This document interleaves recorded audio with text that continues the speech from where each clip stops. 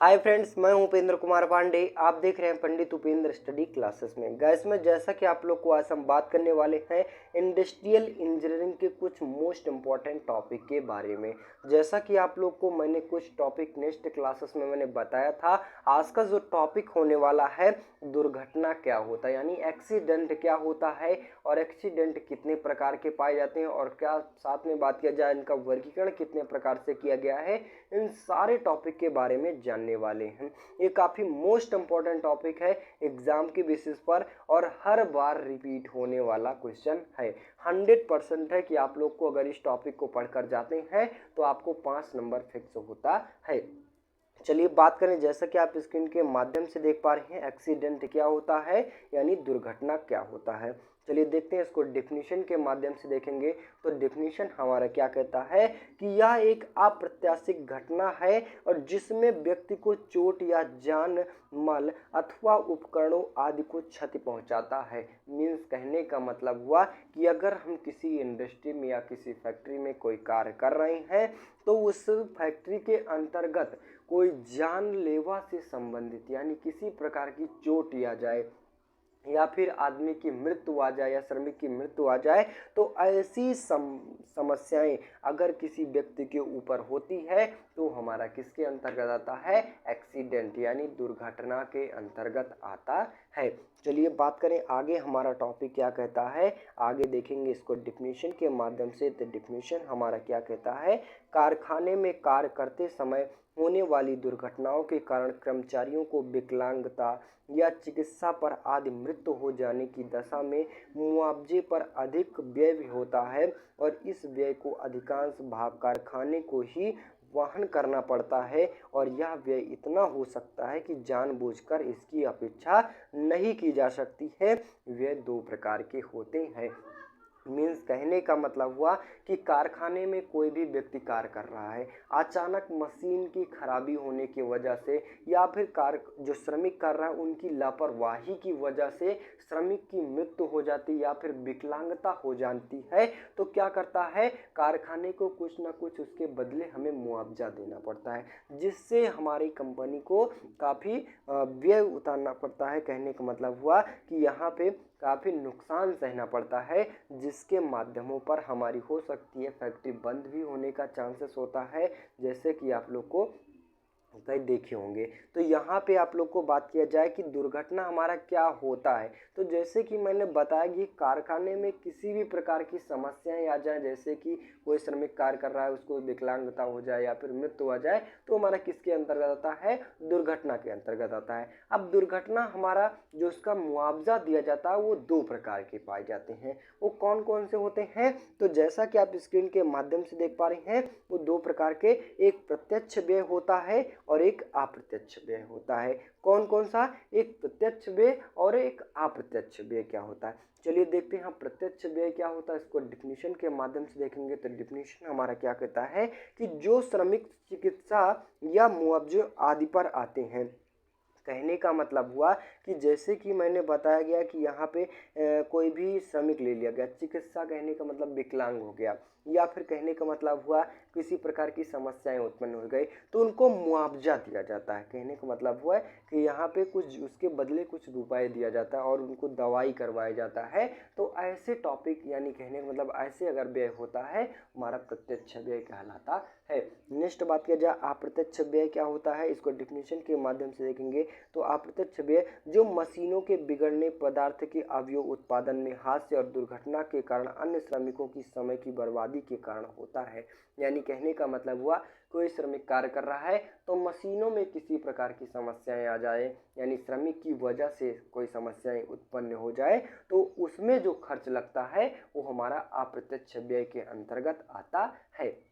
Next topic की बात किया जाए दुर्घटनाओं के वर्गीकरण यानी क्लासिफिकेशन कितने प्रकार से किया गया है, इसके बारे में हम देखते हैं। इसको डिफिनीशन के माध्यम से देखेंगे। तो डिफिनीशन हमारा क्या कहता है कि मशीनों और मजदूरों दुर्घटनाओं को हानि की को ही क्षति कहते हैं और प्रत्येक क्षति दुर्घटना के कारण होता है और लेकिन प्रत्येक दुर्घटना क्षति नहीं हो सकती है। दुर्घटनाओं को निम्नलिखित रूप से वर्गीकरण किया गया है। मीन्स कहने का मतलब हुआ कि मशीनों और मजदूरों को दुर्घटना को ही क्या कहते हैं, हम क्षति कहते हैं। और यहाँ पे बात किया जाए, हर दुर्घटना हमारी क्षति नहीं होती है, जैसा कि आप लोग को यहाँ पे निम्नलिखित टाइप्स के वर्गीकरण किए गए हैं। इसको देखेंगे तो यहाँ पे आप जैसे कि स्क्रीन के माध्यम से देख पा रहे हैं, एक्सीडेंट यानी दुर्घटना का वर्गीकरण किया गया है। तो दुर्घटना हमारा दो प्रकार का हो सकता है। पहला आता है साधारण। साधारण में क्या होता है, किसी भी व्यक्ति की अंगुली कट गई या फिर पैर कट गया या फिर हाथ कट गया, ऐसे अंतर्गत ये हमारा साधारण आता है। और गंभीर के अंतर्गत क्या होता है, गंभीर के अंतर्गत जैसे कि कोई पार्ट कट गया, जैसे कि मैंने बताया कि यहाँ पे हाथ कट गया, पैर कट गया। और साधारण में अंगुली कट गई, पैर की अंगुली कट गई या फिर किसी प्रकार की चोट लग गई। और गंभीर में हाथ कट गया, पैर कट गया या फिर किसी कोई पार्ट अंग कट गया, वो गंभीर के अंतर्गत आता है। अब बात किया जाए, गंभीर दुर्घटना दो प्रकार से पाई जाती हैं। कौन कौन से, यानी मुख्य रूप से तीन पाए जाते हैं। यहाँ पे देखेंगे तो पहला आता है मृत्यु हो जाए, या फिर अस्थायी अयोग्यता, या फिर अस्थायी अयोग्यता। मृत्यु तो जैसा कि आप लोग को कोई श्रमिक की डेथ हो जाए, और अस्थायी योग्यता कोई भी श्रमिक का हाथ कट गया, पैर कट गया, वो कार्य करने के लिए लायक न रह जाए। किसके अंतर्गत, वो कार्य करने के लायक न रह जाए, वो हमारा अस्थायी योग्यता के अंतर्गत आता है। अस्थायी जैसे कि अंगुली कट गया या फिर कोई भी पार्ट कट गया और वो कार्य करने के लायक हो, वो हमारा अस्थायी दुर्घटना कहलाता है। नेक्स्ट टॉपिक की बात किया जाए, नेक्स्ट टॉपिक की बात किया जाए यहाँ पे, तो अस्थायी योग्यता भी हमारी दो प्रकार की पाई जाती है। कौन कौन सी, एक पूर्ण योग्यता और एक अपूर्ण योग्यता। कहने का मतलब हुआ कि पूर्ण योग्यता के मतलब कि अयोग्यता का मतलब क्या होता है, कि जैसे कि पैर कट गया या फिर कमर, पैर के नीचे पूरी कमर ही कट गई, तो यहाँ पे आप लोग को कोई भी कार्य करने के लिए सक्षम नहीं है, तो वो पूर्ण योग्यता। अपूर्ण योग्यता, कोई पैर कट गया या फिर हाथ कट गया, तो यहाँ पे आप लोग को ये अपूर्ण योग्यता के अंतर्गत आते हैं। कहने का मतलब वो कार्य करने के लायक नहीं है, बल्कि कुछ प्रोसेस काम करने के लायक हैं। नेक्स्ट बात किया जाए, अस्थायी योग्यता के अंतर्गत एक पूर्ण योग्यता और एक अपूर्ण योग्यता। इसमें भी दो टाइपिक के बताए गए हैं। आई होप कि यहाँ पे आप लोग को दुर्घटना का वर्गीकरण कितने प्रकार से है, इन सारे टॉपिक के बारे में समझ में आया होगा। नेक्स्ट टॉपिक की बात की जाए, दुर्घटना के कारण क्या क्या होते हैं, यानी किसके कारण दुर्घटना होती है, इसके बारे में हम देखते हैं। तो इसको डिफिनीशन के माध्यम से देखेंगे। तो डिफिनीशन हमारा क्या कहता है कि दुर्घटना अधिकांश दुर्घटनाओं का मुख्य कारण किसी न किसी प्रकार की व्यक्ति द्वारा या हुई लापरवाही ही होती है। कभी कभी मशीनों की खराबी या प्रतिकूल परिस्थितियों के कारण दुर्घटनाएं होती हैं। मीन्स कहने का मतलब हुआ कि दुर्घटना हमारा दो रूप से हो सकता है, किसी श्रमिक की लापरवाही की वजह से हो सकता है, या फिर मशीन को कोई पार्ट टूटने या फिर खराब होने की वजह से हो सकता है दुर्घटना। तो देखेंगे ये दुर्घटना निम्नलिखित कारण मुख्य रूप से पाए जाते हैं, वो कौन कौन से हैं, चलिए हम देखते हैं यहाँ पे। तो जैसा कि आप लोग को व्यक्तिगत कारण यानी पर्सनल कारण, जैसे कि क्या होता है, कोई व्यक्ति कार्य कर रहा है, उसको नॉलेज नहीं है, उसमें किसी प्रकार की दुर्घटना आ जाए तो व्यक्तिगत कारण आता है। यांत्रिक मैकेनिकल पार्ट, कोई पार्ट मशीनों में टूट गया, उसके अंतर्गत। नेक्स्ट बात किया जाए परिस्थिति कारण, जैसे कि क्या होता है, कोई प्रोसेस नहीं हो रहा है, उनके कारण आ जाता है। नेक्स्ट बात किया जाए इलेक्ट्रिक या अग्नि के कारण, कंपनी में आग लग गई या फिर इलेक्ट्रिक फॉल्ट हो गया, उनके कारण भी दुर्घटना हो सकता है। नेक्स्ट बात की जाए प्रबंध व्यवस्था की कमी की वजह से। कहने का मतलब हुआ कि यहाँ पे कोई मशीन पार्ट ले लिया गया, मशीन दे दिया गया है, उसको सुरक्षित नहीं किया गया है, तो उनके अंतर्गत भी दुर्घटनाएं हो सकती हैं।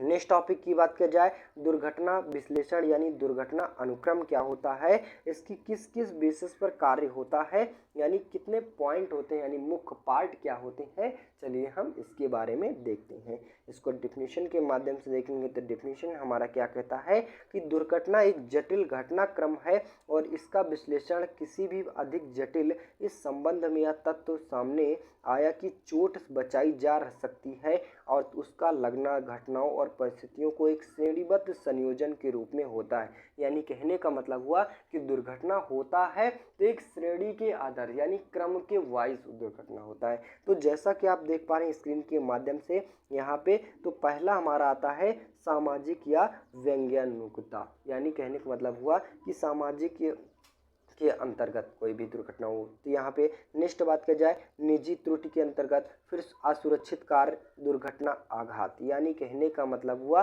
कि सबसे पहले उसको सामाजिक रूप मशीनों के बारे में पूर्ण रूप से जानकारी होनी चाहिए, या फिर कहने का मतलब हुआ निजी त्रुटि, कोई मशीनों में कोई पार्ट टूटा है, या फिर असुरक्षित कारखंड जो मशीन है उसको सुरक्षित नहीं रखा गया उसके अंतर्गत, फिर उसके बाद दुर्घटना होती है, तब फिर उसके बाद आघात होता है। यानी इसी क्रम के वाइज से दुर्घटनाएं चलती हैं। नेक्स्ट टॉपिक की बात की जाए दुर्घटना अभिलेख क्या होता है, इसके बारे में हम देखेंगे।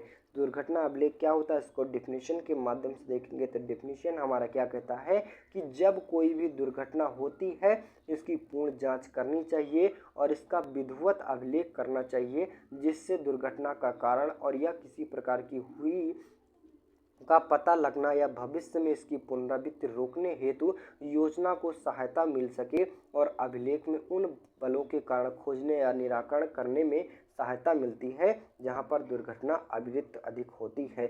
यानी कहने का मतलब हुआ कि दुर्घटना अभिलेख क्या होता है। दुर्घटना अभिलेख का मतलब क्या होता है कि जैसे कि कोई श्रमिक दुर्घटना हो गई, यानी कोई भी समस्याएं उत्पन्न हो गई श्रमिक को, तो वहाँ पे उस श्रमिक को किनके कारण समस्याएं उत्पन्न हुई, मशीन में आई या फिर जो श्रमिक है उसकी लापरवाही की वजह से आई, उन सारे टॉपिकों का क्या किया जाता है एक पॉइंट टू पॉइंट देखकर उसका निवारण किया जाता है कि अगली बार यानी नेक्स्ट बार उस ऐसी समस्याएं ना हो, उसका निवारण करके उसको सुरक्षित किया जाएगा, और सुरक्षित करने के बाद उसको नॉलेज दिया जाएगा। नॉलेज होने के बाद तब ही उस श्रमिक को उस मशीन पर कार्य करवाया जाएगा। ये किसके अंतर्गत आते हैं, दुर्घटना अभिलेख के अंतर्गत आते हैं। नेक्स्ट टॉपिक की बात की जाए दुर्घटनाओं के प्रभाव क्या होते हैं, इसके बारे में हम देखेंगे।